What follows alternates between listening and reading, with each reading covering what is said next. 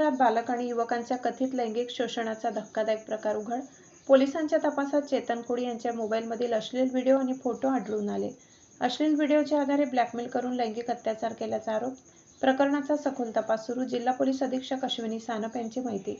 नंदुरबार शहरात बालक आणि युवकांवर कथित लैंगिक अत्याचार आणि ब्लॅकमेलिंगचे गंभीर प्रकरण उघडकीस आले. या प्रकरणी चेतन कोळी या संशयिताला पोलिसांनी ताब्यात घेतले असून त्याचा मोबाईल जप्त करण्यात आलाय.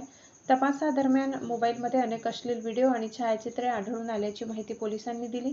संशयिताने अश्लील व्हिडिओ तयार करून त्याच्या आधारे पीडितांना ब्लॅकमेल करत वारंवार लैंगिक अत्याचार केल्याचा आरोप आहे. 2022 ते 6 ऑगस्ट 2026 या कालावधीत हा प्रकार सुरू असल्याचा प्राथमिक तपासातून संशय व्यक्त करण्यात आलाय.